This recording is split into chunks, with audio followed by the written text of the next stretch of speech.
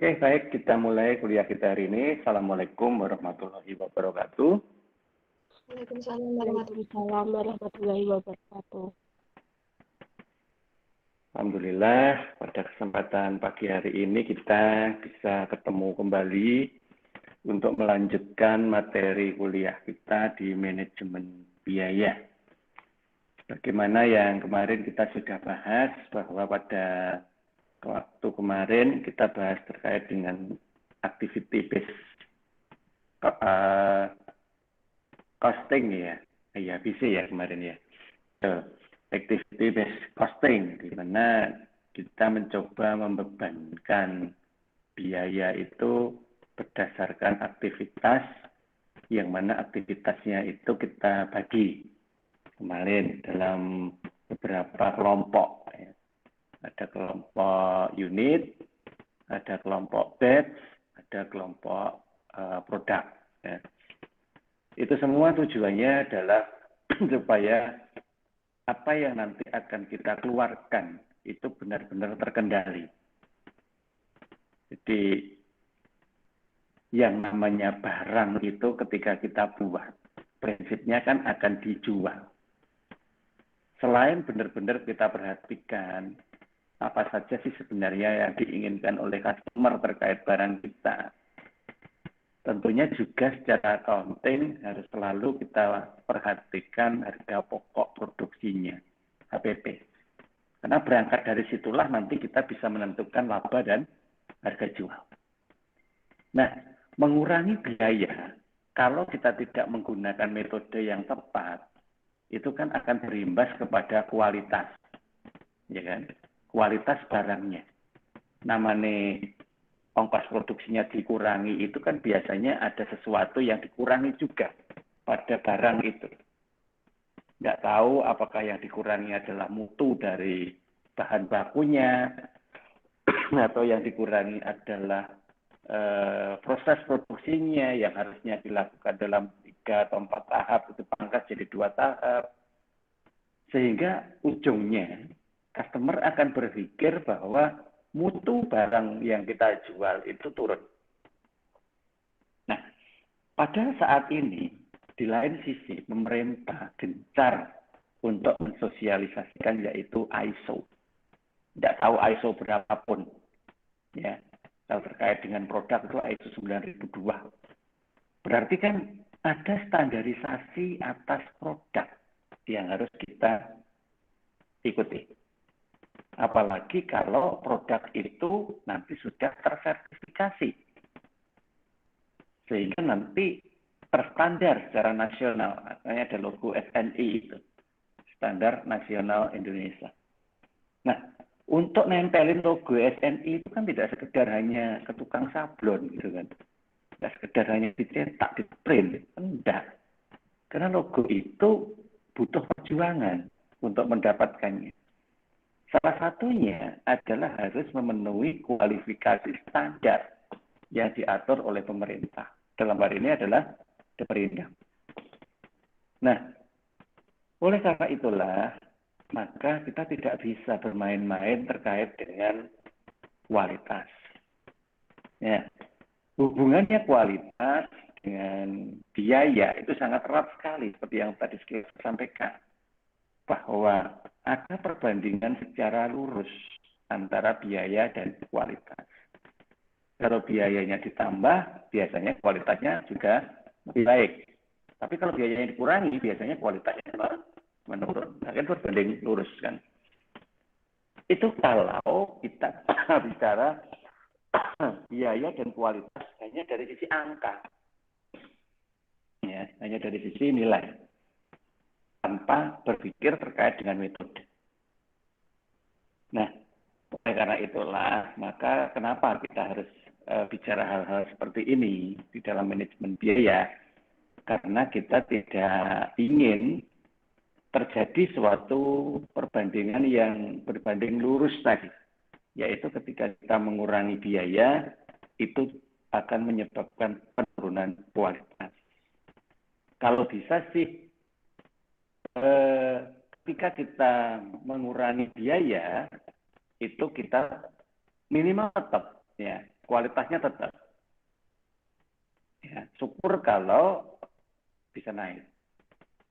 Nah, inilah kondisi yang nanti bisa kita lakukan dengan menggunakan metode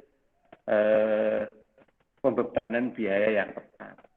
Nah, sekarang bicara tentang masalah tepat. Tepat itu yang bagaimana? Bukan berarti semua metode yang baik dalam konteks teoritis itu selalu tepat ketika kita gunakan di tempat kita. Ya. Tergantung dari kondisi yang ada di lingkungan organisasi ketika kita melakukan aktivitas operasional usaha itu. Sebuah perusahaan besar sekalipun misalkan ya, yang sudah go public sekalipun misalkan ya, dengan habit yang biasa menggunakan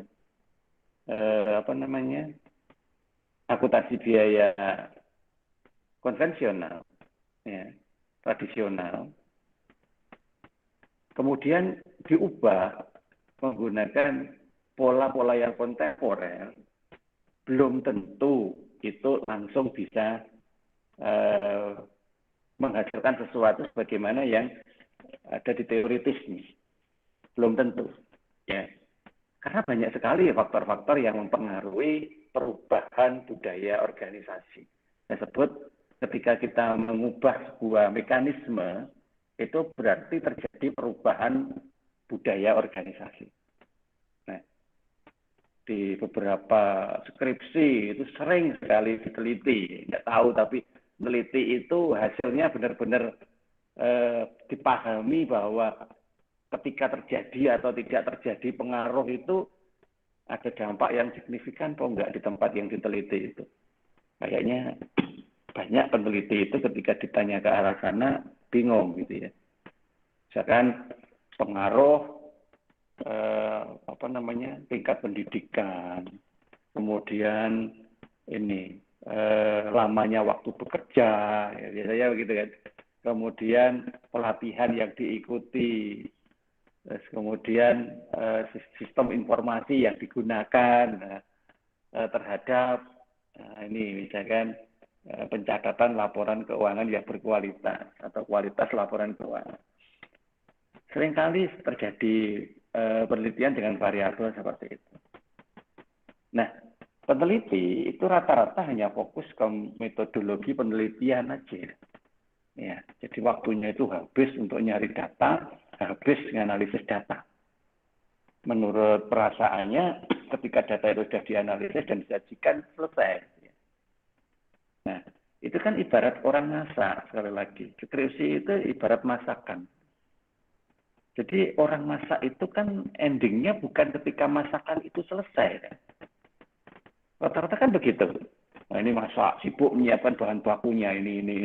Kadang pas beli bahan baku itu belum kepikiran mau masak apa. Belum. Akhirnya konfirmasi, konsultasi, mau masak apa dengan bahan baku seperti ini. Jadi ngumpulin bahan baku dulu, baru tanya mau masak apa. Itu kebalik ya. Harusnya berpikir mau masak apa, baru beli bahan bakunya. Supaya tidak ada bahan baku yang menganggur. Nah, setelah kemudian terlihat apa yang mau dilakukan, maka waktunya habis untuk mempelajari itu. Karena sayangnya, ini yang sering terjadi, semoga di kalian nanti tidak. Yang sering kali terjadi, belajar untuk meneliti, itu ya dilakukan bareng dengan ketika meneliti itu. Jadi waktunya harus berbagi untuk belajar, dan berbagi untuk menghasilkan hasil penelitian. Padahal harusnya pada saat melakukan penelitian itu ya tinggal fokus kepada hasil penelitiannya, bukan lagi belajar untuk melakukan penelitiannya. Akhirnya kan waktunya habis, terpangkas di situ. Cirinya apa? Cirinya ketika revisi nggak barbar gitu. Nggak barbar itu kan ada dua penyebab, dosennya atau si penelitinya, kan gitu kan. Kalau dosennya ya macam-macam, karena mungkin dosennya repot, dosennya sibuk, ketika dikumpulin nggak segera dikoreksi, koreksinya lama gitu. Gitu pun nanti revisi lagi, ya kumpulin lagi, lama lagi, revisi lagi. Nah, akhirnya kan 1, 2, 3 bulan itu habis hanya untuk sesuatu yang ya saling menunggu, ya disebabkan karena saling menunggu. Itu. Atau juga dari si penelitinya, ya karena penelitinya itu masih belajar, maka apa yang disampaikan di situ itu ala kadarnya. Sak ngertine, sak isone, sak kobere, sak mampune, sak duwene, sak nyanggae, wes sak ngono iki. Seperti itulah yang terjadi. Artinya ketika dosen baca, wah ini kan tidak sesuai dengan standar. Karena dosen itu memang harus menyesuaikan dengan standar itu. Minimal itu. Kalau sudah sesuai standar, step berikutnya adalah memastikan isinya. Nah, step berikutnya baru bicara terkait dengan hasil. Nah, jadi kalau standar aja nggak selesai-selesai, ya apalagi bicara sampai hasil kan begitu. Nah itu yang sering terjadi. Makanya jangan melakukan hal yang bersamaan karena itu akan menyebabkan waktu kita itu ya harus berbagi. Gitu ya. Nah inilah yang kita sebut dengan nama kualitas. Ya, masakan atau dalam tanda kurung skripsi yang kita buat itu tadi, ya, sama artinya dengan ketika kita membuat produk. Ketika kita membuat produk juga sak-sae kayak yang tadi saya sampaikan, ya coba dipikir, kira-kira produk itu bisa dijual atau tidak. Ingat, kalian itu tidak sendirian. Ada ratusan, bahkan mungkin ribuan, atau kalau se-Indonesia ya juga jutaan orang dengan kondisi yang sama dengan kalian saat ini. Dan itu semua membutuhkan satu hal yang sama juga, yaitu pekerjaan. Artinya apa? Harus berkompetisi. Nah, di dalam kompetisi inilah nanti menuntut yang namanya mutu. Nah, sama dengan ketika membuat produk, barang atau jasa. Semua menuntut yang namanya mutu. Nah, kembali lagi sekarang kalau kita sebut dengan masalah biaya yang digunakan.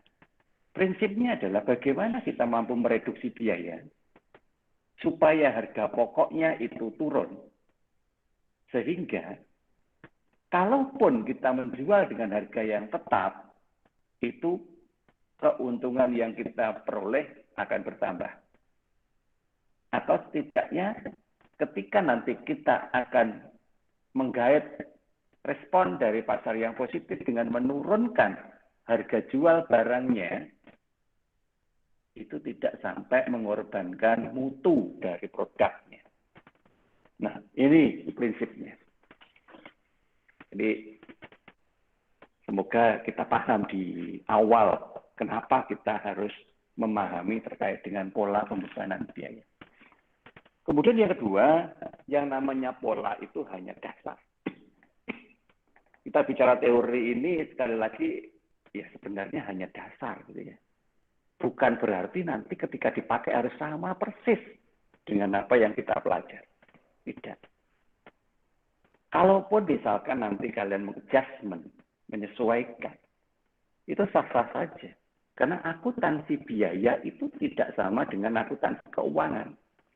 Ingat, kalau akuntansi keuangan ada standar akuntansi keuangan. Ya.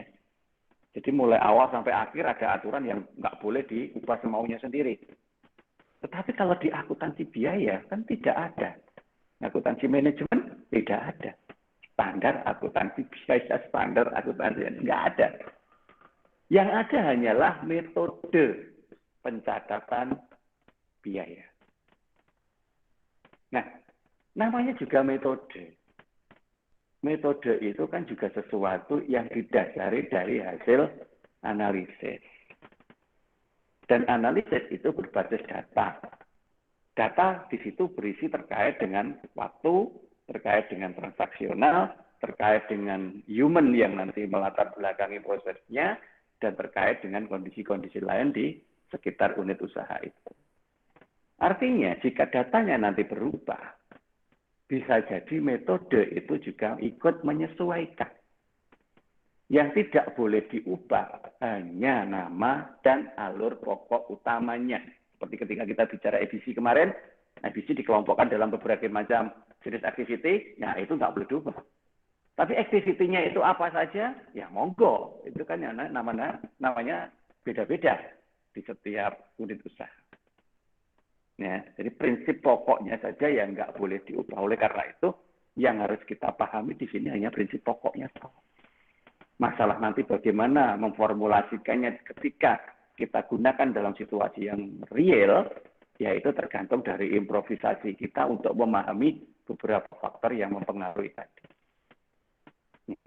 Makanya beberapa kali sering saya tekankan, jangan dihafal. Jangan hanya memahami dalam alur yang sama dengan teoritisnya saja. Tapi berusahalah hanya memahami unsur pokok di dalam teori itu. Sehingga nanti punya gambaran ketika harus berimprovisasi untuk mengembangkan. Nah, itu pesan saya. Ya. Semoga nanti bisa melakukannya. Kalau teknisnya harus bagaimana, saya nggak bisa ngajarin ini. Karena kan masing-masing orang mempunyai ciri khas yang berbeda-beda untuk mencoba melakukan. Nah, inilah pengantar kita terkait dengan bagaimana kita melakukan penggunaan dari manajemen biaya itu dalam aktivitas kehidupan realnya. Oke, sekarang kita masuk ke materi kita yang hari ini, yaitu terkait dengan activity-based management.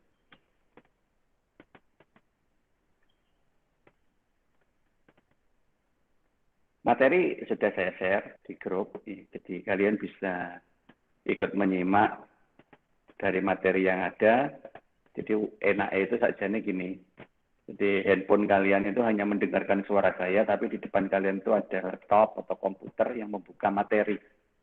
Atau kalau nggak gitu, kalau sudah nutut untuk mencetak, misalkan ya monggo dicetak, kemudian dengan hard copy-nya atau menyimak gitu ya. Tapi kalau handphone disanding yang sebelahnya, kurang rungok netok, nggak membaca apa yang menjadi materinya agak susah ya. Atau kalau nyimak materinya di HP ya saombo-ombone ukuran HP paling ya pirang in loh. 8 in itu gede itu kan. Jadi mata itu terlalu dipaksa. Ya monggo lah, tapi ya enjoy-nya yang mana. Oke, activity based management. Seperti biasa sebelum kita mulai, kita coba pahami dulu apa itu ABM. Kalau kemarin ABC adalah pembiayaan berdasarkan activity, nah sekarang kalau ABM adalah manajemen berdasarkan aktivitas. Jadi objeknya beda. Kalau kemarin kita bicara cost, sekarang kita bicara manajemen, pengendaliannya. Nah, pengendalian untuk apa? Ya, pengendalian untuk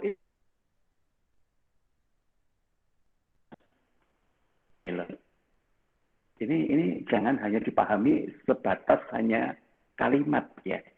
Karena kadang-kala kita hanya melihat kalimat itu ya hanya dipahami sebatas kalimat saja tanpa dipahami makna yang sesungguhnya kalau memang itu dalam konteks real. Jadi sekali lagi untuk kalian belajar pada akhir-akhir kelulusan ini, usahakan memahami sesuatu itu yang disinkronisasi dengan kondisi realnya. Nyatane piye gitu. Karena kalau kita tidak punya kesempatan untuk berpikir dalam konteks real, nanti ketika kita berhadapan dengan dunia realnya aneh jadinya. Ya, aneh. Karena kita tidak pernah membayangkan situasi dalam konteks realnya. Nah, sehingga ketika misalkan kita berpikir bahwa ada tujuan memperbaiki pengambilan keputusan, berarti kan kita berpikir bahwa manajer setiap saat itu menentukan keputusan-keputusan terkait dengan pengendalian produk. Ya. Kalau kemarin kita sudah gunakan costing itu berdasarkan activity, bisa jadi nanti ketika di dalam pengelompokan produknya itu kan tergantung dari manajernya ketika memilah, oh ini berdasarkan unit, oh ini berdasarkan batch, ini berdasarkan produk. Nggak ada teorinya yang mengatur, oh unit itu adalah yang seperti ini, batch itu adalah yang seperti ini, nggak ada. Paling hanya pengertian-pengertiannya aja kemarin. Nah, berarti kan ada keputusan yang harus diambil oleh manajemen. Nah, yang namanya keputusan itu tidak sekali keputusan kemudian berlangsung selamanya. Tidak ya. Karena keputusan itu kan pasti akan terus berevaluasi. Ya. Apakah yang kemarin itu ada kesalahan, dicek, ada evaluasi lagi, sehingga keputusan berikutnya itu lebih baik dan seterusnya. Nah, fungsi dari EBM itu adalah memperbaiki keputusan. Terutama keputusan yang nanti ada hubungannya dengan informasi biaya. Nah ini, informasi biaya. Informasi terkait dengan apa? Ya kalau bisa tadi, bisa mereduksi, bisa mengurangi. Ya. Ada proses yang disebut pengurangan biaya karena kita ubah metode pembebanannya. Bukan semata-mata hanya kita potong jumlahnya. Nah, sehingga akan tercipta yang namanya perbaikan di dalam proses itu. Ya. Yang semula langsung dibebankan kepada unit, misalkan. Nah, sekarang diubah, dibebankan kepada aktivitas unit. Nah, otomatis kan terjadi perbaikan. Kenapa disebut perbaikan? Ya karena kita mampu meningkatkan efisiensi dan efektivitas. Nah, akhirnya apa? Ya profit yang akan dipengaruhi, ya. Akan berpengaruh terhadap profitabilitas. Ya, karena apa? Ya karena memang tadi bisa sampaikan, kita mampu untuk mereduksi. Nah, kemudian di dalam ABM itu nanti selain hanya melihat perbaikan itu berdasarkan dari pembebanan biaya, kita juga lihat dalam dimensi yang lain, yaitu dimensi proses.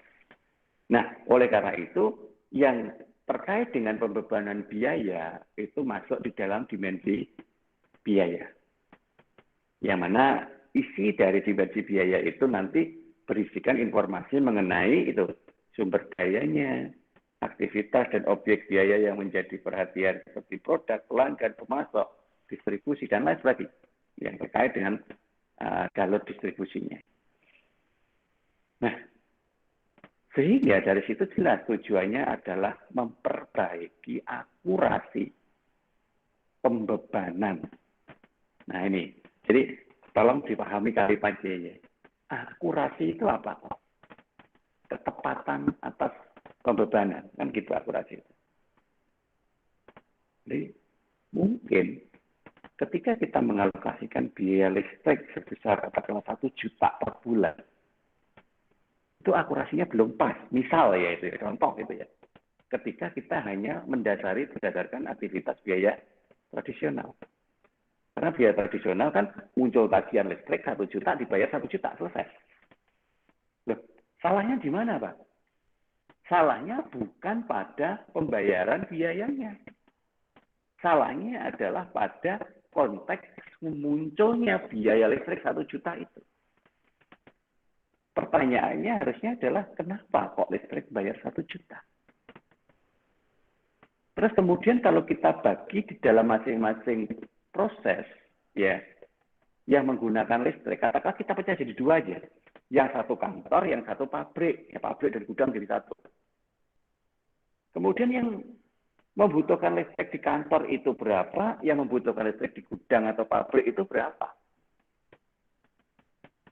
Nah, kita harus bisa melihat itu. Terus kemudian di gudang itu dipakai listriknya itu untuk apa? Di pabrik untuk apa? Di kantor juga begitu, untuk apa? Nah, kemudian setelah kita tahu untuk apa, kita cek bagaimana penggunaannya. Adakah penggunaan yang tidak sesuai dengan ketentuan seharusnya? Adakah penggunaan yang lebih dari waktu yang seharusnya? Adakah penggunaan yang menyimpang? Dan seterusnya. Nah, kalau sudah seperti itu, berarti kan akurasinya itu lebih detail. Karena apa? Akan dilihat berdasarkan proses penggunaan atau aktivitas yang terjadi untuk memakai listrik itu. Nah, ya kan begitu. Sehingga kalau aktivitasnya sudah jelas, oh kalau di kantor untuk AC, untuk komputer, misalkan ya, untuk kulkas, ya, apa TV, misalkan begitu, lampu, apa meneh kono, oke. Dan itu semua berdasarkan kebutuhan. AC ya berdasarkan kebutuhan kalau pas ada orangnya, TV juga kalau pas ingin lihat TV-nya, komputer juga pas memang butuh komputernya, kecuali kulkas yang memang bisa terus kan gitu kan. Nah sekarang kenyataannya bagaimana? Nah kan saya cek, jam kerjanya AC misalkan, sama nggak dengan jam kerjanya orang? Nah orang bekerja berapa jam sehari? Katakanlah 5 jam sehari, misal itu. AC-nya berapa jam? Nah, apakah orang baru masuk kantor terus langsung nyalain AC? Ataukah orang ketika istirahat keluar dari kantor, makan di mana, gitu AC juga tetap nyala, dan seterusnya. Itu misal, itu baru AC. Nah, kalau itu diubah bisa nggak? TV juga, komputer juga, dan seterusnya. Bagaimana untuk menghemat? Belum di mesinnya produksi. Nah, kalau misalkan itu bisa terlacak per masing-masing pemakai, artinya kan kita bisa mengevaluasi satu-satu. Ya kan? Sehingga apa yang terjadi? Kalau ada hal-hal yang sifatnya itu penggunaan tetapi tidak bernilai tambah, nganggur, kan lebih baik tidak digunakan, dipangkas, dihilangkan. Nah, misalkan begitu. AC itu nyala mulai jam 9 misalkan. Dengan asumsi jam masuk itu jam 8 sampai jam 9, ya katakanlah masih belum terlalu sumuk. Nah, misalkan itu ketika kita menggunakan AC itu nanti kalau misalkan orangnya lagi keluar modenya diubah atau kalau perlu dimatikan AC-nya. Nah, supaya apa? Penggunaan daya listriknya turun. Nah, dan seterusnya. Itu contoh baru AC aja. Yang lain sama. Nah, itu yang kita sebut dengan nama dimensi biaya. Kemudian dimensi yang kedua adalah dimensi proses. Yaitu informasi mengenai aktivitas apa saja yang dilakukan. Mengapa harus dilakukan. Dan seberapa baik atau seberapa besar nilai yang dihasilkan dari aktivitas itu. Ya tadi saya sebut tadi. Nah itu masuk ke dalam dimensi proses. Sehingga kalau menurut IBM ini, segala sesuatu harus dilihat prosesnya. Ya. Nah untuk bisa dilihat prosesnya, kita harus bisa detail untuk memahami di mana proses itu terjadi dan apa saja yang terlibat dalam proses itu. Nah, ketika dimensi proses itu nanti bisa kita tata, prosesnya itu lebih sederhana, mungkin tidak terlalu ribet, tentunya itu akan berimbas pada dimensi biaya. Nah, itu loh yang ada di dalam sebuah IBM. Nah, sehingga kalau misalkan harus kita buat dalam sebuah skema, nah ini, IBM itu tidak bisa meninggalkan EBC. Karena itu sebenarnya satu pasang, satu perangkat yang harusnya bersama. Nah, terus duluan siapa itu? IBM atau EBC-nya? Ya. Sebenarnya kalau mau disebut duluan itu lebih baik di IBM-nya memang. Jadi kita tot dulu lah manajemennya. Karena aktivitas itu adalah bagian dari keputusan manajemen. Kalau manajemennya tertata, aktivitasnya itu bisa diberikan sudah sesuai dengan kegiatan yang diinginkan. Baru nanti di masing-masing bagian itu kita tanam pola pembebanan biayanya dengan efisi. Nah, oleh karena itulah maka di dalam gambar ini IBM itu ada di urutan paling awal yang menjadi sebuah role model. Nah, karena dari role modelnya itulah nanti akan menghasilkan perencanaan sistem. Ya. Sistem itu alur atau proses. Ya. Proses yang akan menghasilkan nilai tambah. Nah, sehingga di situ nanti harus terlihat dari hasil identifikasinya, definisi dan klasifikasi aktivitas. Ya. Nah, setelah kita bisa mengidentifikasi, mendefinisi, mengklasifikasi itu, barulah efisi bisa kita jalankan. Ya. Ya. Efisi berarti menilai dari dimensi biaya. Membebankan biaya, sumber daya aktivitas, mengidentifikasi objek biaya dan penggerak aktivitas, cost driver-nya kemarin, menghitung tarif aktivitas, dan membebankan biaya ke objek. Nah, itu efisien. Nah, dimensi prosesnya diwakili dengan ya proses value added ini, PVA. Ya.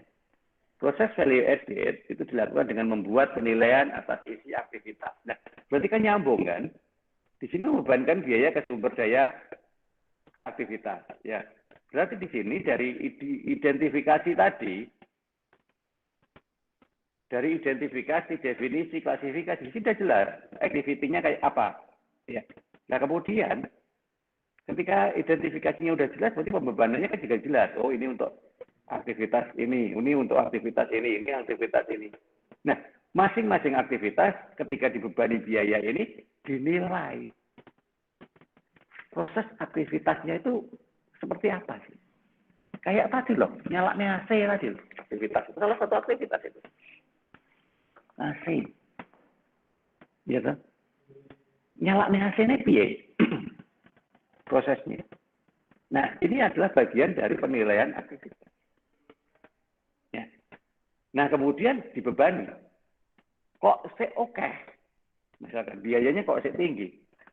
Ya berarti kan ada masalah. Kita belum bisa mengurangi biaya pada aktivitas itu. Apa penyebabnya? Ya, ditentukan di situ. Dicari. Penyebabnya apa? Oh, tibanya orang itu sudah kebiasaan masuk kantor, yang pertama kali dicari itu adalah remote AC. Kebiasaan. Yang dicari remote AC karo remote TV. Ceklek, akhirnya ceklek TV-nya, baru tinggal sarapan. Nah, ya kok sarapannya di situ? Sarapannya tidak keluar. Ya. Bagus lah. Bagus. Nah, ini loh.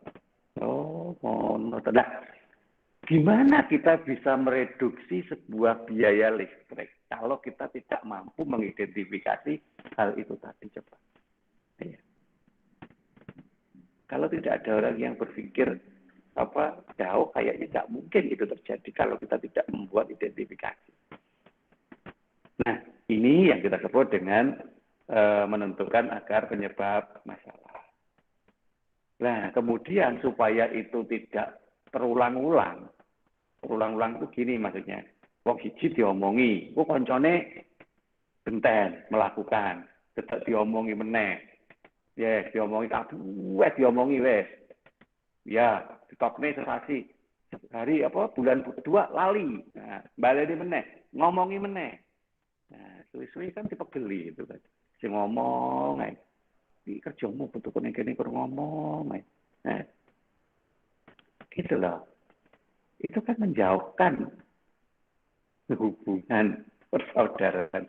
Nah, supaya tidak terjadi apa? Ya sudah dibuatkan aja yang namanya standar atau ukuran. Aturan lah.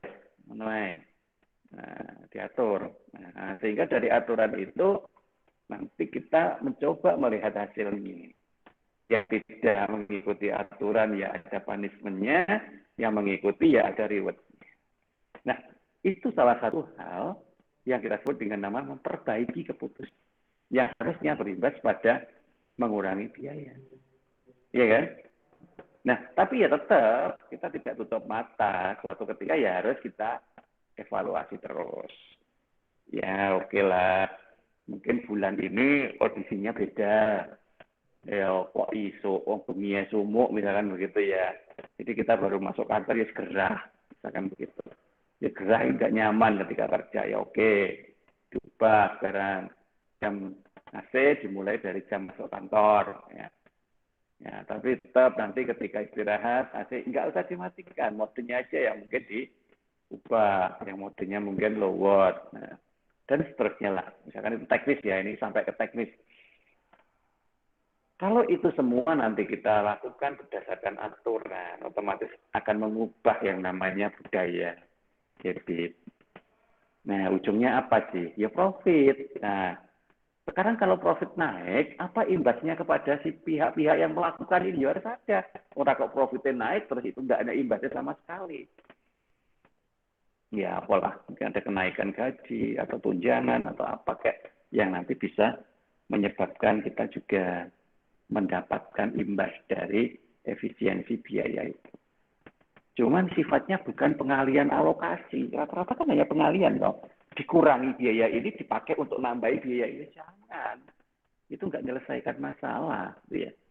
Kurangi dulu sampai menghasilkan keuntungan. Baru kalau untung yang bertambah. Nah, tambahan keuntungannya itu yang nanti bisa dipakai untuk hal-hal yang lain. Oke, semoga paham. Nah, sekarang bagaimana hubungannya kalau secara spesifik? Nah, ya itu. Di situ tadi.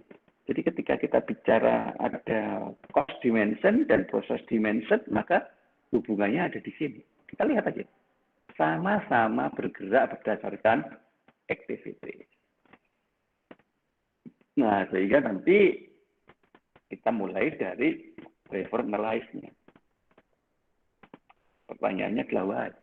Kenapa kita harus membuat ini? Nah, maka harus kita jawabin. Apa alasannya? Terus kemudian terjadilah sebuah aktivitas. Ya. Aktivitasnya apa? Kan begitu. Melakukan apa aja mereka itu. Nah, terus akhirnya dari situlah kita bisa efisiensi di resource-nya, sumber daya, dan cost objeknya. Ya, sehingga cost objek yang tidak perlu dibayari, ya tidak usah, gitu tadi ya. Nah, ujungnya apa? Terjadilah performance. Ya. Performance itu harus ada resource-nya, harus ada misusnya. Ya. Jadi sumber daya yang akan menghasilkan performance dan ukuran atas performance. Apiknya sing piye? Ya, kan susah tau kalau kita hanya mengatakan satu dimensi. Apik, sing apik. Nah, apiknya sing piye? Nah, sing hemat itu sing piye? Ya. Sing menguntungkan itu sing piye? Nah, berarti kan pertanyaannya how well? Ya, seperti apa? Nah, ini harus jelas ukurannya. Nah, berbasis ukuran itulah nanti kita bisa lakukan turun-menurun. Karena tidak perlu lagi berdebat perkara apik atau elek, gitu kan. Nah, dari sini akhirnya fokus dari pengelolaannya bisa terkonsentrasi pada evaluasi. Orang berpikir GCan karo koncone gitu ya. Nah, ini hubungannya. Tapi ya sebaik apapun sebuah metode jelas ada dua kemungkinan yang akan terjadi, yaitu ya berhasil atau gagal. Yang berhasil itu apabila satu ya, yang berhasil ini di luar itu ya, kita mampu membuat improvisasi, itu yang paling utama. Yang berhasil itu. Improvisasi itu adalah menyesuaikan apa yang kita pahami berdasarkan kondisi yang terjadi. Jadi enggak koyo kuda yang dikasih kacamata kuda itu. Terus lurus kok ngertine apa sih ning ngarep. Nah, jangan ya. Apa meneh kena wong bosone wong Ponorogo. Pokoke nah. Wis kena pokoke repot. Nyata, susah untuk dikendalikan. Apalagi kalau misalkan ini sudah menyentuh ke ini harga diri. Aku lulusan S1 akuntansi. Wong-wong yang sekitarku kuwi rata-rata lulusan SMK. Enek S1 tapi udah akuntansi. Berarti sing akuntansi ora aku dhewe. Nah, itu pertama. Kedua, situasinya. Mergone akuntansinya kalian sendiri misalkan di tempat itu. Maka segala hal terkait dengan administrasi keuangan tajamnya ke kalian. Ketiga, celakanya ini, mereka nggak mengevaluasi omongan kalian. Langsung diiyakan. Berarti pada saat itu kalian sudah di atas angin. Ya. Nah, suatu ketika, ada orang lain yang datang di situ. Dan ternyata dia punya pengalaman. Ternyata apa yang kalian lakukan itu tadi, menurut pandangan orang akuntansinya ini tadi, nggak sesuai. Ya, nggak sesuai. Akhirnya dikritisi. Nah, karena di situ sudah di atas angin, dikritisi marah. Biasanya kan begitu. Marah. Harga dirinya merasa ini dipertaruhkan. Nah, hal seperti itu yang susah untuk dibelok nih. Nah, ini loh yang terjadi itu nggak boleh ya. Jadi apapun itu ya kita hanya berusaha untuk mencari yang terbaik. Kalau memang ada yang lebih baik, ya nggak ada masalah. Kalau misalkan kita mencoba mengadopsi itu. Yang penting jangan sampai kegagalan-kegagalannya itu tercipta lagi untuk yang kesekian kalinya. Karena beberapa penyebab kegagalan itu antara lain seperti ini. Ya, pimpinan nggak dukung, misalkan begitu. Nyaporan dukung, yang mungkin takut, ya, takut kalau apa yang kalian lakukan itu nanti banyak risikonya. Dua, nggak paham, ya nggak paham. Karena apa? Ya bukan salahnya pimpinan, tetapi salahnya yang paham tidak memberikan pemahaman gitu loh. Kadang kan yang paham itu hanya tahu atau dipahami di levelnya dia sendiri. Ya, sehingga ketika harus menyampaikan ke pihak lain atas pemahamannya itu susah. Orang mudeng-mudeng itu yang diomongi. Padahal kita itu mudeng saja nih. Nah, cuman karena penyampaiannya yang tidak pas, akhirnya ya level atas tidak bisa memahami. Nah, level atas harus bertanggung jawab penuh. Kalau tidak paham kan nggak berani untuk berisiko. Nah, akhirnya tidak terjadi dukungan. Kemudian yang kedua kadang ini, tadi yang saya katakan, habit itu kalau diubah itu susahnya setengah mati. Ubah kebiasaan itu susah loh ya. Ya. Nah, saya berpikir gini, ini nanti kalau virus pandemi ini berakhir, terus kalian harus aktivitas normal, yang semula aktivitas kalian ya seperti ini ketika kuliah, saya yakin itu juga susah lagi gitu ya. Penak kuliah online, tak sambil turu, tak sambil masak, tak sambil ngepel, sambil umbah-umbah iso. Ini harus ke kampus, duduk, diam, dengar, ngoceh dosennya, seragat ongkos transport, seragat maca, seragat engko gek mampir ngendi ngono ya biaya meneh. Nah, enak nang omah ae. Turu ya ora apa-apa gitu. Nah, ini sekali lagi. Ya, nggak mudah mengubah kebiasaan itu. Berarti harus menyiapkan reason yang sangat jelas. Kalau reason itu nggak kuat, maka nggak akan ada yang bisa terima. Oke, jadi demo malah. Ketiga, kurangnya keahlian menggunakan informasi aktivitas yang baru.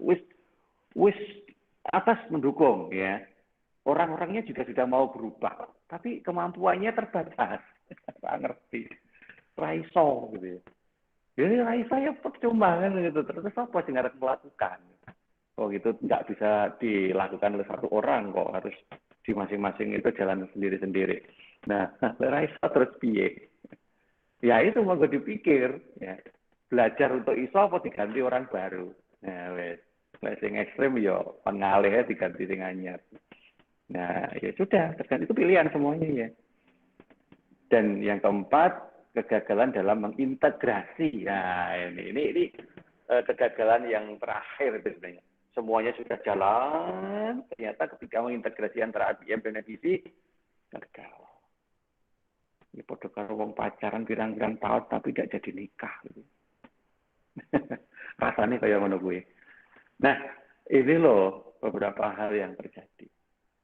Yang jelas, karena kita tahu ada beberapa penyebab, itu bukan dipakai untuk underestimate, tetapi dipakai untuk mempersiapkan langkah. Makanya tadi ketika saya menyampaikan, kan selalu saya sampaikan kenapa dan apa yang seharusnya kita lakukan. Oke. Nah, sekarang sedikit lagi saya tambah. Di luar EBC dan EBM.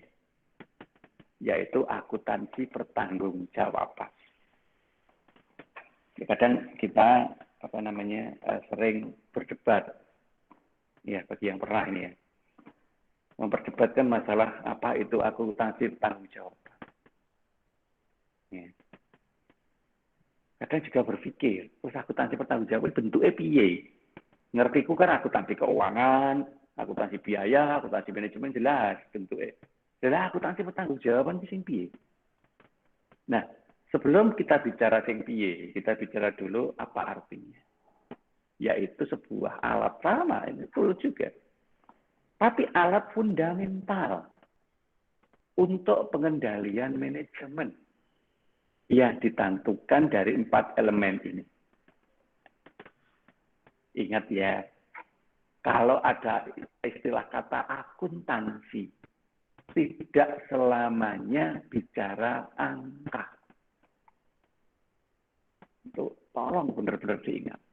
Kadang yang menjebak pikiran kita sendiri itu ketika kita mengkonotasikan akuntansi itu dengan angka, dengan debit kredit, ya, dengan metode, yang seperti itu. Padahal tidak. Coba kalian cari kata dasar akuntansi. Kata dasar akuntansi. Ya nggak iso lah ini bahasa Indonesia, karena akuntansi itu terjemahan dari bahasa Inggris. Counting itu kan ada akhiran ing. Ing itu kan suatu apa istilahnya itu kalau di dalam grammar, suatu kejadian ya yang terjadi saat ini, present ya. Jadi merupakan sesuatu yang terjadi saat ini, ing-nya. Tapi count-nya apa? Count-nya kan penghitungan, count ya kan. Count itu kan menghitung. Nah, hitung itu kan tidak melulu angka, gitu ya. Karena di dalam hitung itu juga ada yang namanya metode, ada proses, ada pihak yang terlibat, ada evaluasi. Nah, oleh karena itulah maka kita bisa mengatakan akuntansi itu tidak sekedar hanya bicara angka.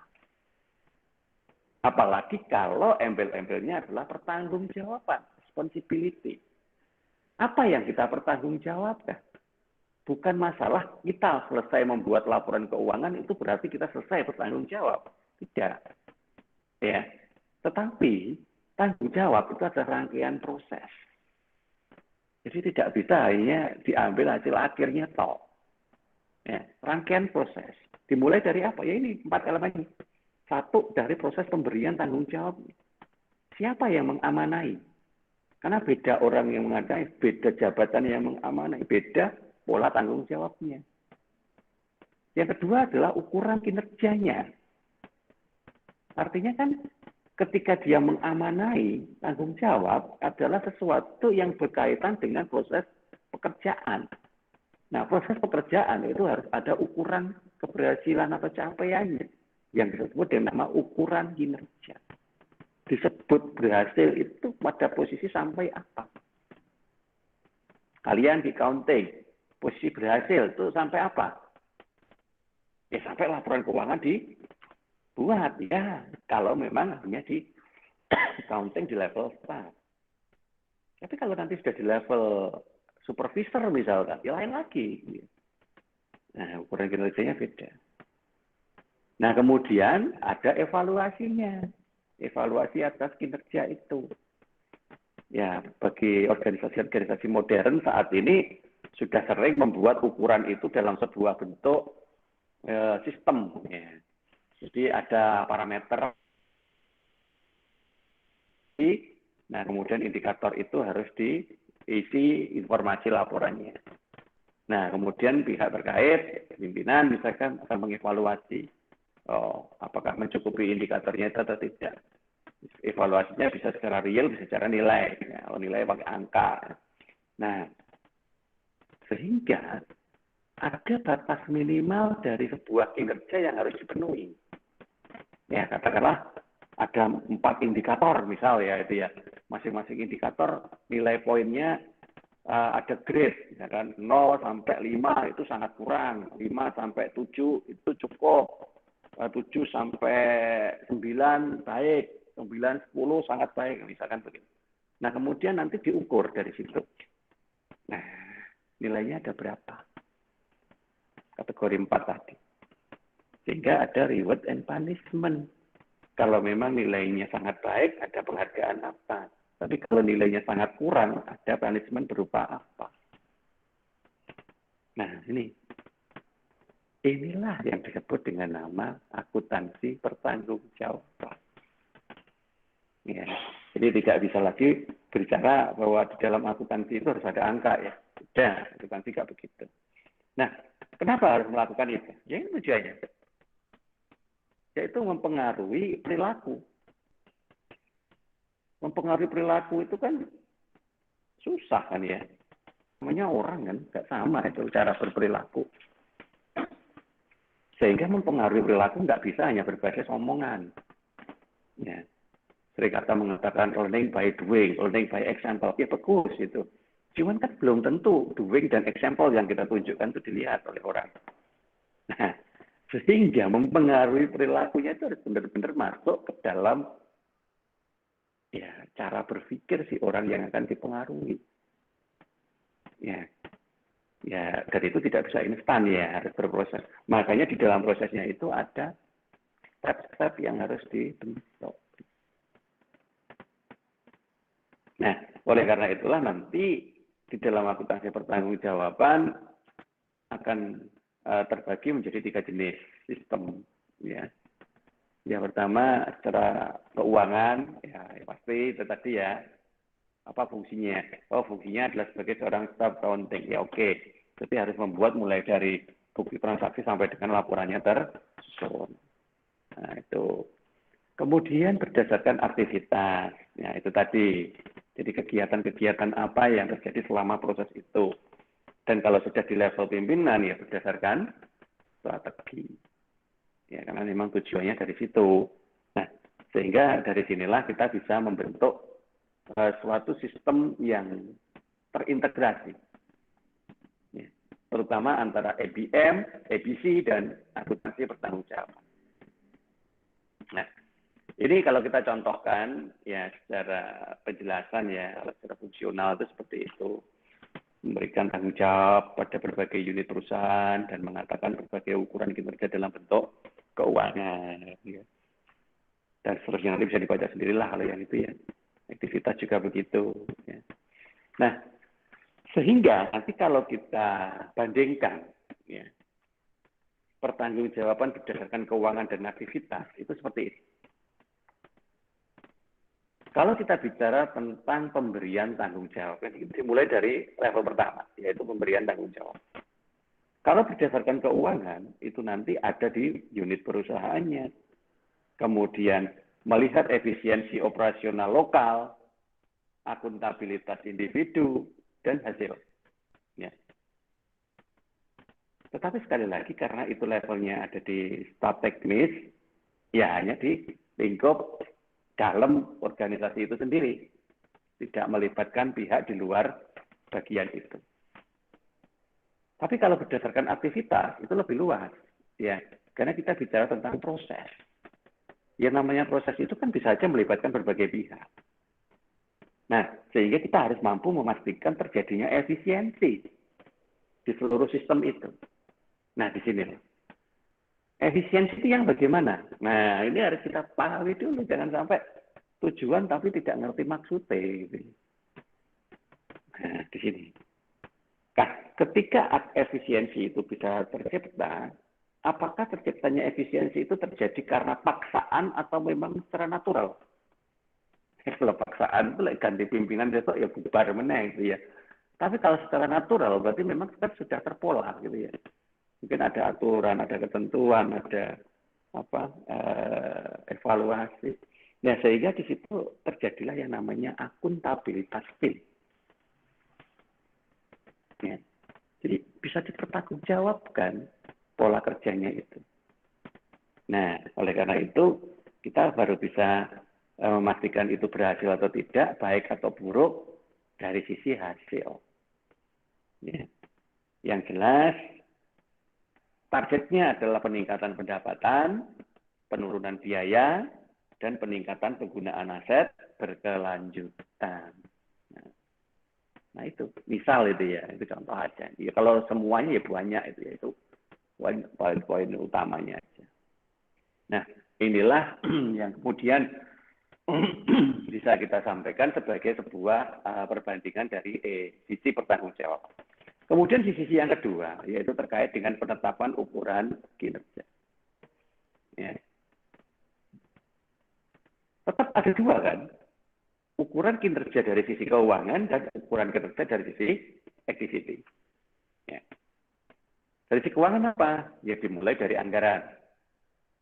Nah, seperti apa? Ada nggak anggarannya? Misalnya cara nggak anggaran. Nah, oke, seperti apa anggarannya, jenis anggarannya seperti apa. Terus kemudian perbandingan antara anggaran dengan realitas. Nah, syukur kalau anggaran itu sudah bisa menjelaskan kondisi per unit, ya satuan unitnya sampai unit terkecil misalkan, sehingga menjadi sebuah rencana operasional program kerja. Nah, itu bagus kalau bisa seperti itu. Tapi paling enggak adalah anggarannya untuk kegiatan operasional usaha itu. Terus kedua, adanya yang namanya standar biaya. Ya, dan ramai-ramai. Kenapa kok begitu? Ya kadang kan kalau nggak punya standar kan suka-suka saya ngambil keputusan. Bagian kae lho, iki rapat. Eme kuwi anggaran iki lho 30.000. Lah giliran awake dhewe rapat anggaran eme lho kok 15.000 separuh tok. Gak adil iki. Nah, kan marah rame kan? Kenapa? Kan nggak ada anggaran standar, nggak ada biaya standar. Nah, kalau standar kan 15.000 ya semuanya 15.000 siapapun yang rapat gitu loh. Jadi kurang kita tambah nggak anggaran liyane. Kan nggak masalah. Nah, seperti itu contoh. Nah, standar itu nanti akan lebih baik lagi kalau menjadi sebuah standar statis atau standar tetap. Nah, tetap itu artinya berlaku dalam waktu yang lama. Ya. Tapi bukan berarti kemudian karena ini menolak evaluasi loh ya. Tidak. Ya tetap evaluasi itu tetap terjadi. Nah, sehingga nanti ketika terjadi perubahan ya itu masuk ke dalam standar yang dapat dicapai. Nah, di situ. Nah, ini adalah sebuah ukuran berdasarkan dari keuangan. Kalau berdasarkan aktivitas, ya sama seperti tadi. Karena proses, orientasi dari sebuah aktivitas, nilai tambah yang menjadi sebuah orientasi aktivitas, tetap itu kita gunakan sebagai dasar. Ditambahi dengan kondisi standar yang dinamis dan standar yang optimal. Apa bedanya dinamis sama optimal?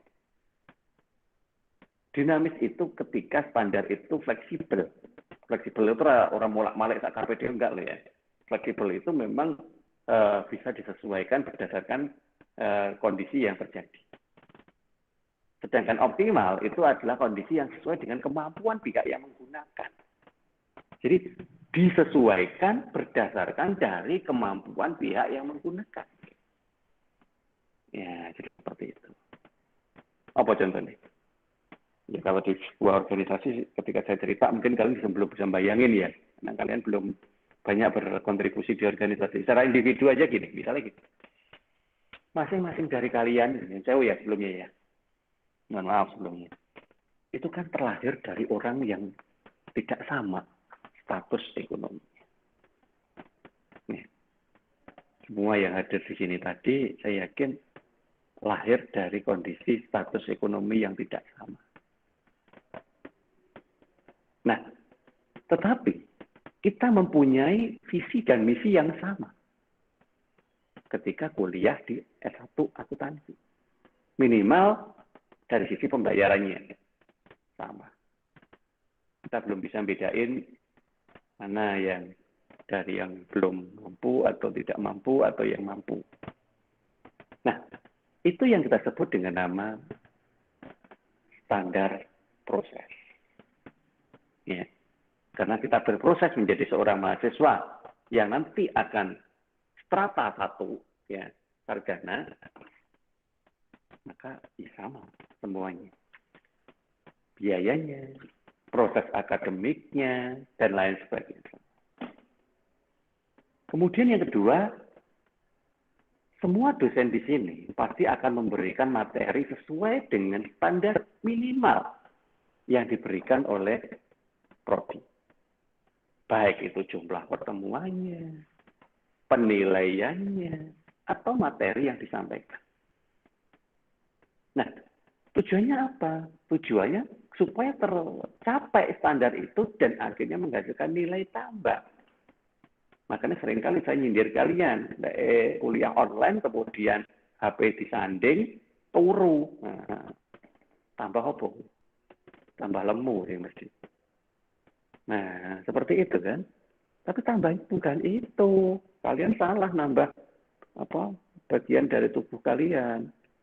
Yang harusnya bertambah adalah kemampuannya, cara berpikirnya, bukan berat badannya. Nah, kan begitu. Nah, oleh karena itu ada standarisasi yang harus kalian capai. Nilai itu adalah batas ukurannya. Ketika kalian dapat C, ya memang ya sekedar cukup aja kemampuan kalian. Kalau kalian dapat B, ya memang itu baik gitu ya. Kalau dapat A, itu berarti sangat baik. Nah, terlepas dari kalian dapat nilainya itu dari mana. Tapi itu semua tidak bisa kita gunakan seterusnya.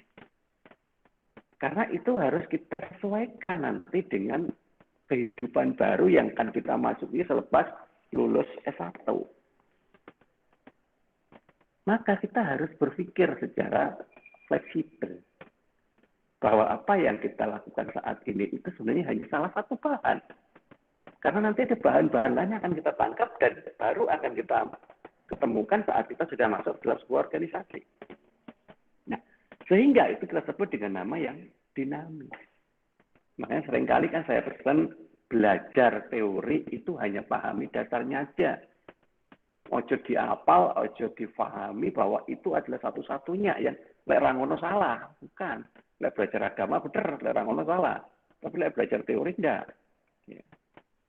Nah, makanya harus jelas dinamisasinya. Dan yang keempat, nah ini yang terakhir adalah konteks optimalitasnya. Balik lagi dengan pemahaman yang pertama tadi. Kalian terlahir dari situasi yang berbeda. Secara ekonomi berbeda. Latar belakang pendidikan orang tua berbeda. Yang tentunya juga akan membedakan proses pendidikan prasekolahnya kalian. Yang akan berimbas pada terciptanya karakter masing-masing personal. Nah, oleh karena itulah nanti muncul ada konteks yang berbeda. Misal, seperti ini ya, dosennya sama Pak Arif. Sama-sama dengarkan dengan media yang sama. Tapi belum tentu yang dipahami sama. Karena apa? Optimalisasi masing-masing orang itu beda. Ibarat pikiran kita adalah sebuah gelas, gitu ya. Maka ada yang pikiran kita itu gelasnya itu kecil. Jadi lek diiseni oke, utah, gitu ya. Tumpah, buh, nyantilan. Ada yang gelasnya besar, saja nih. Cuman mulut gelasnya kecil, ya. Kayak botol gitu. Jenenge malah botol ya. Jadi ketika kita tuangkan itu banyak yang tumpah, walaupun sebenarnya isinya itu bisa banyak. Ya kenapa? Karena mulut gelasnya kecil. Ya seperti itu. Ada juga yang gelasnya besar tapi retak, dia rembes, bocor halus, macam-macam gitu ya. Ada juga yang baik, ya wes mulut gelasnya lebar, gelasnya gede bisa, ya ember namanya. Asal dengan mulutnya yang ember. Nah, ini loh yang kita sebut dengan nama ultimum. Tapi apakah itu nggak bisa diubah, Pak? Sebenarnya bisa. Sekolah itu adalah bagian dari cara mengubah bentuk dari gelas. Tapi syaratnya adalah si gelas itu mau diubah bentuknya. Ya. Kalau nggak mau, ya sampai kapanpun nggak akan berubah.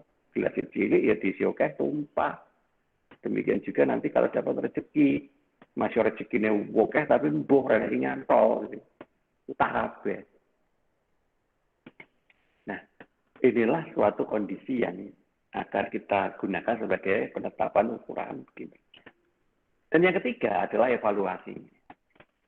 Bagaimana cara mengevaluasi kinerja keuangan? Ya, efisiensi keuangannya, pengendalian biayanya, bagaimana nanti bisa membuat keputusan, membuat kebijakan terkait dengan biaya real, dengan standarnya. Karena kita kan tidak bisa kaku gitu loh ya. Saya katakan, di keuangan itu memang kaku-kaku lemes. Ya, kaku-kaku lemes gitu. Ya, dalam suatu konteks tertentu yang memang kita harus fleksibel, mengikuti suatu perubahan kondisi. Gitu ya. Maka kita harus bisa membuat kebijakan. Nah, tetapi yang terakhir ini, jangan sampai membuat kebijakan tanpa ada ukuran yang jelas. Nah, jelas ukurannya, harus jelas. Jadi apa tujuannya, terus siapa yang terlibat, kemudian apa manfaatnya, dan seterusnya. Nah, itu disebut ukuran. Nah, itu kalau keuangan. Nah, kalau aktivitas, bagaimana evaluasinya? Ya, bisa mengurangi waktu, misalkan. Bisa lebih cepat lah. Ya, ini membuat laporan keuangan dari akhir tutup bukunya sampai laporan jadi katakanlah 1 bulan. Ya oke, lagi coba dia cepat 20 hari, cepat lagi 15 hari dan seterusnya. Ya, pengurangan waktu. Kemudian perbaikan kualitas. Ya. Kualitas dari si aktivitas loh ya, bukan bicara tentang produk loh ya. Kita bicara tentang proses ini tadi. Kualitas. Ya, standarnya tadi yang disebut perbaikan itu jika semakin mendekati standar atau semakin melebihi standar. Yang jelas ada perbedaan dari waktu ke waktu. Nah, kemudian pengurangan biaya pasti ya, sama reduksi dan plan. Plan itu adalah perencanaan ke depan. Karena walaupun kita berhasil saat ini, itu belum sepenuhnya kita sebut berhasil jika kita tidak mampu memformulasikan keberhasilan saat ini itu untuk capaian yang akan kita lalui ya, di masa yang akan datang. Ya percuma. Gitu ya. Butuh karo-karo keluarga itu keluarga disuke, ya, tapi anak-anaknya hancur. Banyak kan? Sering lihat itu kan? Nah kenapa? Karena kita nggak pernah berpikir tentang masa depan, berpikir hanya saat ini. Ya berpikir tentang masa depan itu ya dari ukuran tren. Kalau kalian sudah pernah belajar analisis laporan keuangan, atau mungkin ada yang pernah belajar ALKL dengan saya, setidaknya kita pernah bicara terkait dengan tren. Ya. Nah, disitulah cara mengukurnya. Dan yang keempat, terkait dengan pemberian reward atau penghargaan. Kita tidak bisa semaunya sendiri ngasih penghargaan. Karena penghargaan itu adalah citra. Ya. Dan citra itu bukan menjadi orientasi, tetapi menjadi sebuah bonus. Makanya disebut dengan nama reward. Ya. Tidak ada reward yang menjadi orientasi seharusnya. Tapi reward itu adalah sebuah dampak. Kalau dalam sisi keuangan apa penghargaannya? Ya didasari dari kinerja keuangannya. Tadi ada ukurannya, mencapai ukuran apa, penghargaannya apa, ukuran apa, dan seterusnya. Itu kalau secara proses kerja. Nah, akan lebih baik lagi kalau ada penghargaan secara individual. Ya, karena mampu mencapai kinerja terbaik, ya sudah, nanti dikasih penghargaan apa. Uproh misalkan. Apa-apalah, nah, monggo. Mobil. Nah. Atau kenaikan gaji. Atau promosi. Ya. Atau pembagian laba. Nah, istilahnya, apa itu ya? Lupa ya. Jadi ada sebagian dari laba itu nanti yang akan dibagikan untuk pihak-pihak yang berkontribusi terkait dengan pencapaian laba itu. Ya. Jasa produksi, ya Jaspro namanya. Jasa produksi. Ya. Oke, monggo kebijakannya laba total atau laba selisih. Nah monggo silakan, dasarnya itu bebas. Kalau aktivitas penghargaannya apa? Ya, kinerjanya yang mampu multidimensi atau multitasking kalau di komputer atau HP. Ya. Jadi ora-ora kerja kuwi ya itu loh. Jadi iso kerja iki nyambi karo iki. Selama yang disambi itu saling berkaitan, aja loncat-loncat. Loncat-loncat karena hubungannya. Nah, saling berkaitan gitu ya. Nah, multidimensi. Kemudian ada penghargaan secara kelompok yang melakukan aktivitas itu. Nah, kemudian ada ya tadi sama kenaikan gaji, promosi, bonus. Ya, tetap itu ujung-ujungnya juga duit. Ya. Ujung-ujungnya duit juga. Nah, oleh karena itulah nanti supaya tercipta hal-hal seperti itu, maka ada sebuah rangkaian yang disebut dengan nama proses value analysis. Ya. Analisis nilai proses. Ya. Yaitu merupakan suatu hal yang fundamental bagi akuntansi pertanggungjawaban untuk menilai aktivitasnya. Fokusnya itu pada akuntabilitas sebagai aktivitas dan menekankan pada maksimalisasi kinerja secara sistem yang menyeluruh. Nah, kaitannya dengan ini, analisis penggeraknya, analisis aktivitasnya, dan pengukuran kinerja aktivitasnya. Nah, kita lihat satu persatu coba ya. Karena di sini mulai dari penggerak, aktivitas, analisis aktivitas, dan kinerja aktivitas. Nah, kalau PVA analisis penggerak itu begini. Usaha yang dilakukan untuk mengidentifikasi berbagai faktor yang merupakan akar pemicu dari biaya aktivitas. Ya. Kembali ke AC tadi aja. Apa sih yang menyebabkan AC itu muncul biaya? Nah, itu merupakan akar pemicu dari biaya aktivitasnya AC. Apa? Coba pikirin, AC ini sih menyebabkan biaya apa? Misal, tingkat kedinginannya, lamanya AC itu dinyalakan, kapasitas ruangannya, kapasitas orang yang ada di dalam ruangannya, dan lain sebagainya yang mungkin saya nggak ngerti. Nah, misal seperti itu. Nah, sekarang kita buat ketentuan terkait dengan maksimalisasi AC itu berdasarkan speknya.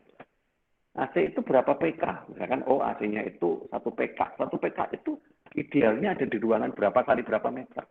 Idealnya di dalamnya itu ada benda apa saja. Kalau ada orang, berapa orang yang menghuni itu. Nah, kembali ke spek. Baru bicara tentang waktu. Lah, waktu itu tergantung kebutuhan.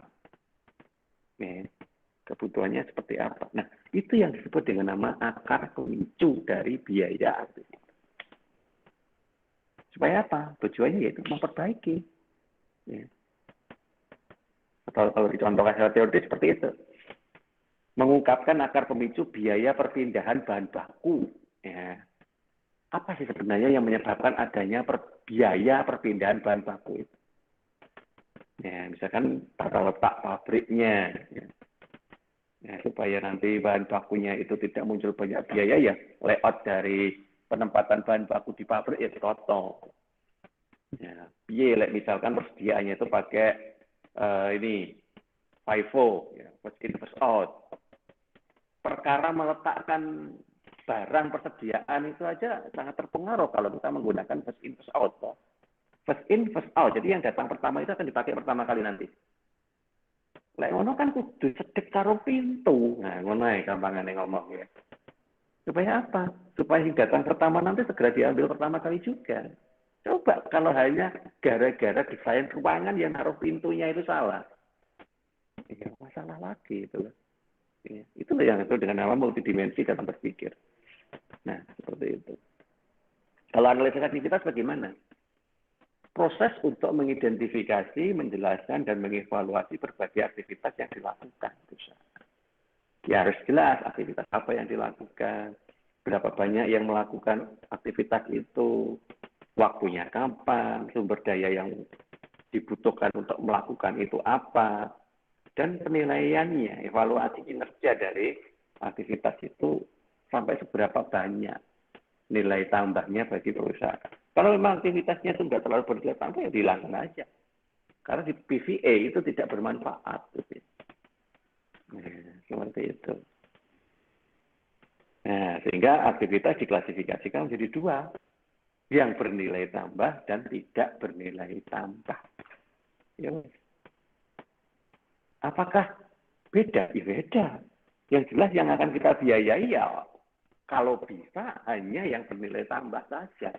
Kalau bisa ya.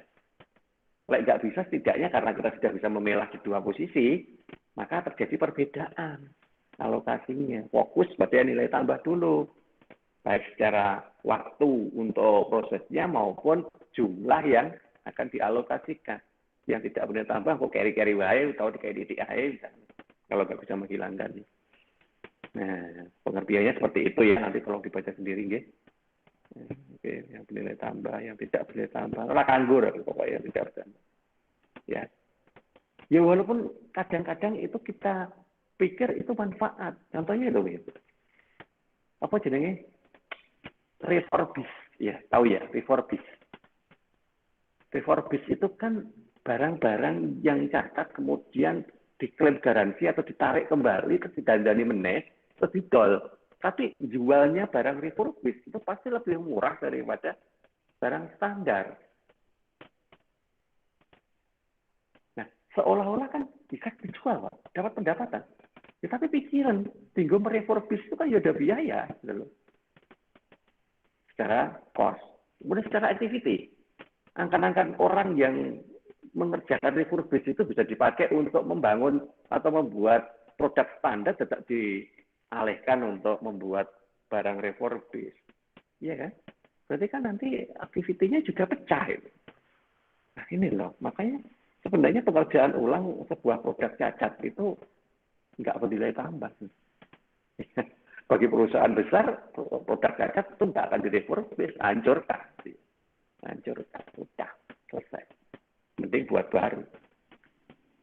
Ya, kemudian terjadilah pengurangan biaya. Ada istilah yang namanya adalah Kaizen costing. Ya. Ada 4 cara yang dilakukan dalam sebuah Kaizen costing itu. Yang pertama adalah mampu membuat eliminasi atas aktiviti. Tapi sebelumnya harus jelas dulu loh ya pengelompokan aktivitasnya. Baru kemudian kita buat sebuah eliminasi aktivitas.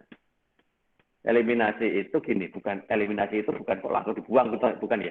Tapi dikelompokkan dalam aktivitas-aktivitas, ya tadilah minimal, yang bernilai tambah dan tidak bernilai tambah begitu aja. Nah kemudian dipilih, bukan berarti yang bernilai tambah itu terus semuanya disamakan. Ya, di grade ya. Yang bernilai tambah paling utama, yang setengah utama, yang tidak begitu utama. Nanti misalkan dipilih begitu. Nah nanti dibedakan. Mungkin yang tidak bernilai tambah ya tadi, ya total lagi juga. Nah kemudian kalau nanti supaya kita bisa benar-benar mereduksi, jika dalam pengelompokan itu belum tereduksi dengan sempurna, ya sudah, berarti harus ada yang di-cut. Misalkan yang tidak bernilai tambah itu di-cut semua apa piye? Ya oleh itu ya jelas. Misalkan nanti piye wong-wong yang ada di situ. Ya di-cut mulai yang paling tidak bernilai tambah, misalkan begitu. Alasannya kan logis. Terus mungkin yang tadi yang bernilai tambah tapi tidak begitu bernilai tambah dialihkan ke tidak bernilai tambah. Nah, berarti kan ada penataan ulang sehingga itu akan mereduksi biaya di situ. Nah, kemudian setelah semuanya tertata kita pastikan itu ada di kelompok yang jelas, maka terjadi penyatuan itu artinya di kelompok masing-masing tadi ya. Oh, ini aktivitas yang bernilai tambah, ini yang tidak bernilai tambah. Terus apa perlakuan terkait dengan masing-masing aktivitas itu. Nah, pengakuannya jelas nanti mengarah kepada pola pengukuran. Ya, pengukuran kinerja. Karena nanti kita akan bisa membuat penilaian seberapa baik aktivitas itu dalam mendukung terciptanya profitabilitas. Nah, ukurannya nanti dibuat dalam 3 dimensi. Ya. Sebenarnya ini sudah saya sampaikan tadi ya. Yang jelas pasti dimensi keuangan, dan yang kedua non-keuangan. Nah, non-keuangan itu ada selain kualitas, ada juga dari sisi waktu. Kalian ini nih ya. Yang disebut efisien itu yang bagaimana? Ya, ukur aja pakai rumusnya efisiensi. Terus yang disebut berkualitas dan tidak berkualitas yang bagaimana? Ya ukur aja pakai standar mutu. Jangan kalau yang lama dan yang cepat itu yang mana? Ya ukur aja pakai standar waktu. Nah, udah. Kalau kita kembalikan ke standar enak. Nah, sedangkan kalau yang efisiensi, ya itu meliputi beberapa hal. Ya, oke lah. Kalau bisa dipahami ya itu ya. Nah, sekarang kita coba lihat perhitungannya ya. Nah, ini. Ya, sekali lagi, ketika kita bicara perhitungan itu tidak sepenuhnya kemudian harus seperti itu loh ya alurnya. Enggak loh. Ya, ini kan hanya suatu proses yang dengan menggunakan kejadian seperti ini. Ini kalau kejadiannya beda, ya beda lagi polanya. Karena itulah maka di akuntansi manajemen, akuntansi biaya itu fleksibel, nggak ada pola. Ya, karena memang harus mengikuti dari kejadiannya. Katakanlah begini, perusahaan memproduksi suku cadang kecil untuk 11 pembeli utama. EBC digunakan untuk membebankan biaya produksi pada produk. Dari ke-11 pelanggan, terdapat satu rekening yang mencatat 50% dari total penjualan dan 10 rekening untuk penjualan lain. Jadi yang satu itu cuma kecil ya, aktivitasnya yang 10 itu tadi banyak aktivitasnya. Pesanan yang dibuat untuk ke-10 pelanggan yang lebih kecil memiliki ukuran yang kira-kira sama. Datanya seperti ini. Ini datanya. Pelanggan besar ya sama-sama membeli 500.000 unit, katakanlah ya. Tapi hanya satu aja, satu pelanggan. Ini ya. Nah ini ada 10 pelanggan. Kan 11 pelanggan tadi ya. Yang satu adalah pelanggan besar, yang 10 pelanggan kecil. Sama unitnya 500.000 juga. Totalnya 1 juta. Pesanan yang dibuat, ya karena ini cuma sedikit ya hanya buat 2. Karena pelanggan besar. Ya. Jadi barangnya ya barang besar yang dipesan hanya 2. Tapi karena ini kecil-kecil yang dipesan sampai 200 unit barang yang dibuat. Ya. Jumlah tindakan penjualan, ini cuma 10 kali, ya karena sedikit tadi. Ini sampai 210 kali. Biaya produksinya sama. Biaya pemenuhan pesanan sama. Biaya tenaga kerja yang dialokasikan sama. Karena volume penjualannya diasumsikan sama. Nah, datanya seperti itu. Nah, sekarang pertanyaannya adalah bagaimana tarif pemenuhan pesanan? Nah, kalian sebenarnya tinggal melihat aja angka-angka itu dari data gitu ya. Semua ada di situ. Cuman polanya aja ya kita buat seperti ini. Tarif aktivitas pemenuhan pesanan ya dari 404.000 dibagi 202 ini tadi ya.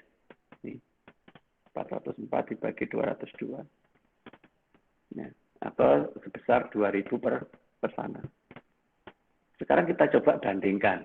Yang ini pesannya 2, ini pesannya 200. Ya, kalikan aja. 2.000 kali 2, 4.000. 2.000 kali 200, 400.000. Ya, jelas beda ya. Pesanan yang kecil, pesanan yang besar ya, pesanan yang besar karena tadi volumenya itu cuma sedikit, maka tarifnya rendah. Tetapi pesanan yang kecil-kecil barangnya, tetapi karena volumenya banyak, maka tarifnya jadi tinggi. Nah, sekarang kita lihat tarif aktivitas penjualannya, yaitu 220.000 dibagi 220. Oke. Ini, dan ketemulah 1.000 tindakan penjualan. Pertindakan penjualan ya. Nah, sekarang kita lihat penjualannya berapa kali. Nah, ini yang besar tadi cuma 10, tapi yang kecil-kecil tadi sampai 210, maka ketemunya akan beda. Yang besar tadi hanya 10.000, yang kecil tadi 210.000. Maka pembebanannya seperti ini. Ternyata pelanggan besar itu biaya pemenuhan pesannya itu cuma 4.000, 10 pelanggan yang kecil-kecil tadi sampai 400.000. Penjualan juga begitu. Kesimpulannya apa? Sebenarnya di manajemen biaya hanya butuh ininya loh, kesimpulan ini loh. Masalah ngitung tadi kan ya di lain pola gitu. Ternyata biaya yang dipakai untuk melayani pelanggan besar itu ternyata lebih kecil daripada biaya yang dipakai untuk melayani pelanggan kecil. Nah, sehingga dengan begitu kita bisa ambil keputusan bahwa pelanggan besar itu bisa memperoleh harga lebih murah. Sehingga tidak bisa protes yang namanya pelanggan kecil itu. Karena memang hitungannya lain. Nah, seperti itu. Perhitungan di atas menimbulkan pertanyaan. Misalkan, mengapa lebih sulit menjual pada pelanggan kecil? Ya, mengapa tindakan penjualan lebih banyak dibutuhkan? Apakah mereka kurang diberikan informasi terkait dengan produk itu? Nah, ya beberapa ya, monggo pertanyaan itu dijawab dengan data. Ya, data yang tadi dipakai untuk menghitung. Sehingga ketika kita harus berargumen kepada pihak yang nanti berada pada situasi seperti ini, ya bisa gitu ya. Nah, sehingga kesimpulannya adalah seperti ini. Nanti tolong dibaca sendiri aja, gitu. Nah, demikian yang bisa saya sampaikan terkait dengan activity based management. Jika ada yang mau ditanyakan terkait dengan materi yang saya sampaikan tadi, monggo silakan.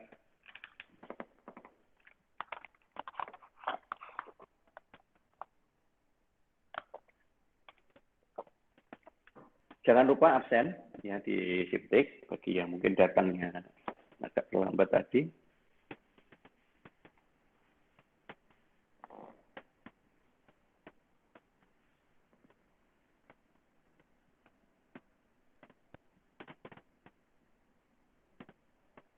Oke, nggak ada yang ditanyakan sepertinya ya, karena mohon maaf saya tidak bisa berlama-lama menunggu kalau pakai data seperti ini. Kalau saya sih nggak masalah karena saya di kampus ya, pakai wifi kampus. Atau kalau kalian itu mau free ya datang aja ke kampus. Ya. Kalian nyebar aja kalau kasih kampus di mana gitu. Kayak wifi-nya kampus mungkin kita kuliah. Ya itu nanti free. Ya kan setidaknya sudah tidak berkerumun. Ya. Oke, kalau memang tidak ada yang ditanyakan. Sementara kuliah hari ini saya cukupkan sampai di sini. Insyaallah kita ketemu lagi di pembahasan minggu depan tanggal merah ya.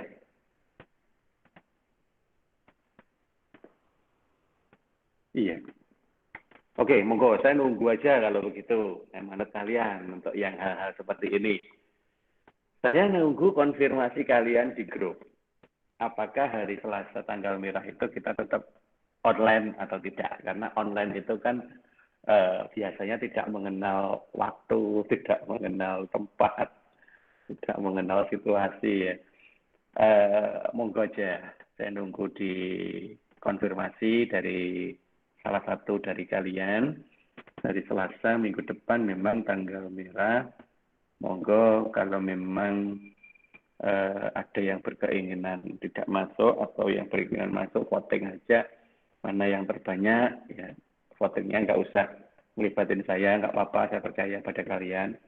Yang penting kesimpulannya masuk atau tidak supaya saya bisa menyiapkan materi ya, dan tolong jangan mendadak ya. Nanti jangan-jangan kalian ngabarinya hari Selasa pagi gitu ya. Saya biasanya kalau libur itu jarang pegang HP ya. Kalau waktu libur, waktu di rumah itu intensitas pegang HP-nya jadi jarang. Maka ya nanti jangan-jangan saya tidak tahu kalau kalian ngabari. Kalau bisa ya malam harinya atau malam Selasanya atau hari Seninnya lebih baik. Oke, mungkin begitu. Semoga bermanfaat. Kita akhiri. Assalamualaikum warahmatullahi wabarakatuh. Waalaikumsalam warahmatullahi wabarakatuh. Waalaikumsalam warahmatullahi wabarakatuh.